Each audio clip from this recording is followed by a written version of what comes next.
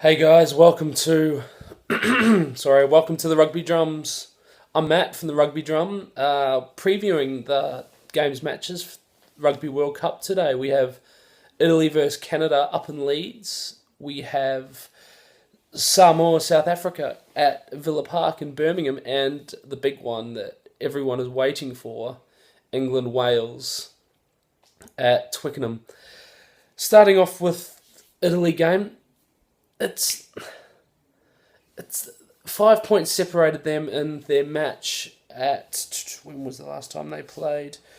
2003. Oh, it was quite a while ago, and the last match between them at the World Cup was 2003, and that ended up only 8 points, only 5 points between them. Sorry, so it'll be quite a difficult one. Canada, as much as they held it together against Ireland last week, they don't really have the rugby pedigree, so it's basically the same problem that Italy have, but a little bit more extrapolated, I guess. So I think Italy will win it well today. I think still no Sergio Parise, which will be a bit of a worry for Jacques Brunel, and also I guess he probably would have wanted this match to be able to rest some of his players, some of his good players that he'll need, especially for Ireland next week, which will be the one that they will target to try and get something out of. Six Nations foes, so they know a fair bit about each other. But we have Castrogiovanni dropping down to the bench today, I believe, with Cittadini coming in and replacing him. We've also got Matthias Aguero, the prop, on the other side, sitting out today altogether with Rizzo coming in. We got Geraldini as captain. I think they'll try and throw it wide. I mean, Italy, they're not a team to kind of leave without wondering, so they will try and throw it wide, but they kind of tend to throw it wide without doing the hard yards up front, and it'll probably be the same thing again today. I think they'll go wide immediately. They'll try and spread Canada like Ireland did last week. So I think you can probably, though it was close to their last World Cup matchup, I think you can probably expect to see 16, 20 points to the betterment of Ireland, I think. Player of the match for me is probably Luke McLean at the back. I do like him. He's quite dynamic. He's fast. He's young. He's deceptively strong in the tackle too. So I think he'll play well. I think he might score a couple of tries actually. But yeah, Sergio Parise will be a worrying one. I mean, they'll need him for Ireland, that's for sure. I mean, as you saw against France, Italy were really quite underwhelming, and they looked to Sergio Parise for that leadership, that real drive. So I think they'll miss him. They missed him, and they'll miss him if he can't back it up next week against Ireland.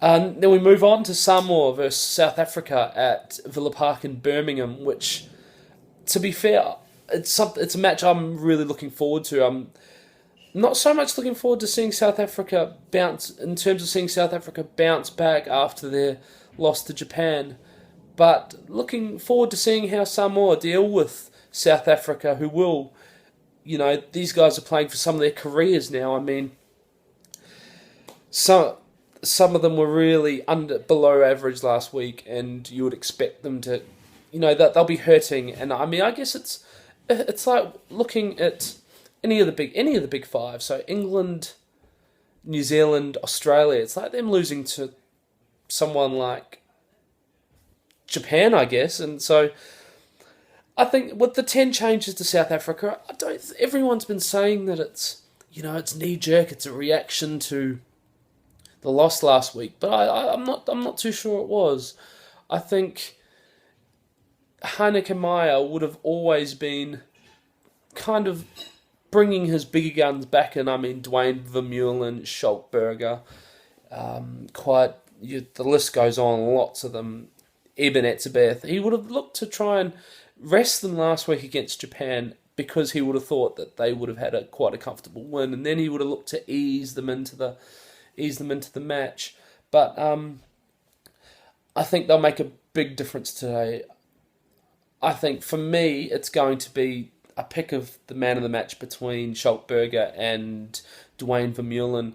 Dwayne Vermeulen started the back for the first time this year, which is good to see. He's one of those players that doesn't matter who you support or where you're from. You just love to see fit, and it's good to see him fit. And still not sure with Victor Matfield. I mean, you can't deny that he's had a great career, but sometimes he's getting on now. What is he, 38 or 39?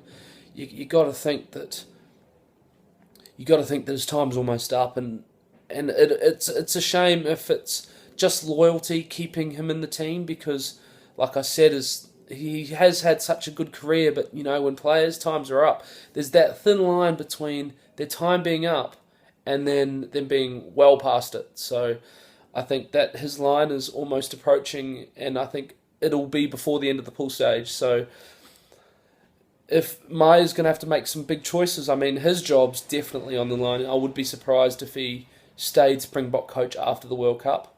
But if Maya makes the big calls, I mean, you saw it with Warren Gatland and Brian O'Driscoll when they toured Australia in 2013. He made the big call to drop Brian O'Driscoll. So these coaches have to do it, and I hope Heineken Meyer does it, and because I mean he's keeping someone like, I guess he wasn't that good last week, but DeJager last week, DeJager, sorry, and guns like him and Eben Etzebeth would form such a good partnership. I mean, Eben Etzebeth has got that real X factors. I think he's probably the third best in the world, but I think they'll win well today against Samoa. I've got South Africa by 20 plus. They were 13-5 in 2011 in the way of South Africa. So it will be a close match up front, but I don't think Samoa can keep up pace with them in the front.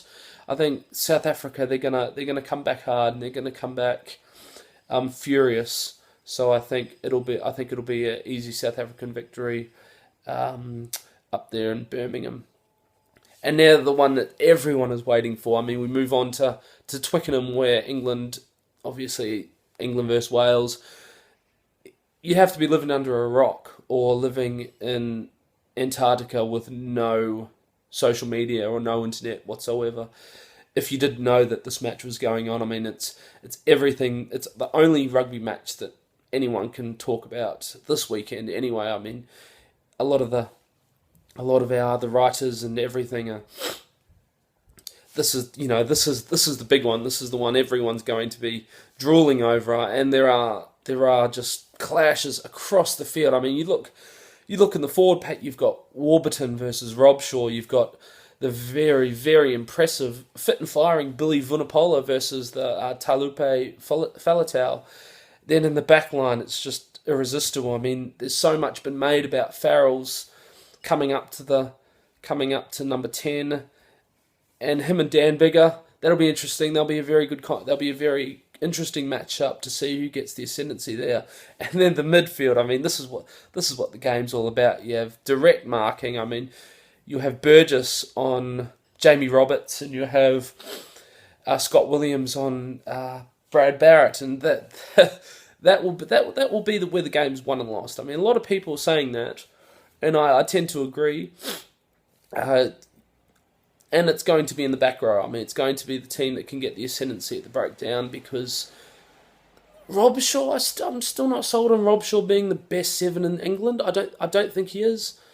And I think Warburton, and well, in terms of pilfering, I mean, obviously you don't get to being the captain of England or the number 7 of England without being a great pilferer. But he's not a great pilferer, and I guess if you have. I mean, look at you got Dan Lydiate and Sam Warburton, and then if Lydiate gets tired, then you've got Justin Tipuric, I think, coming off the bench. And geez, if you look at, I guess it would be the Northern Hemisphere version of the Pocock Hooper, having 6 and 7 Pocock and Hooper, and I mean the breakdown's what I think where it's going to be, or it's going to be a huge factor of the game. My player of the match, I'm going to pick Sam Warburton, because I think he will outplay Robshaw. Robshaw has a tendency to disappear at times, and I'm not sure that he's I'm not sure that he's got that X factor that can push England to a World Cup victory. But yeah, that's for another conversation. My prediction is Wales by 4.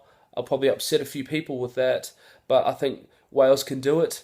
I think they've had such a poor warm up in terms of injuries, and I mean off field warm up. Sorry, I mean their form on the field hasn't been too great, but hasn't been too bad either. But losing people like Webb and Lee Halfpenny, and the list goes on, Eli Walker, Corey Allen, I mean, it just goes on and on. Actually, no, sorry. Yeah, no, that is sorry. Yeah, Eli Walker is injured. I think Warren Gatland, he's a smart guy. He's been so bristly, really particularly bristly in the past month. I mean, he's always been a guy that hasn't been too endearing to the media, but I guess if you receive as many questions about Lee Halfpenny and changing game structures as he does, you'd probably be pretty grumpy too. But I think he would have prepared Wales for this game. I mean, Twickenham's going to be absolutely buzzing, and he'll take it all in his stride. His players, he wouldn't have picked them if they're not good enough. I mean, you got Liam Williams at the back, does have a slight injury cloud hanging over, but I think they're going to do the job. And I think England weren't particularly impressive against against a relatively poor Fiji last week, and I think they can really do a job on England and send them into an absolutely minefield of the rest of the pool stages. I've got Wales by 4. I think I said that before, and I think that the people that will stand out for me, I think it's going to be the midfield. I think George North's going to have a really good game. I think he'll score a few tries, but I don't think tries.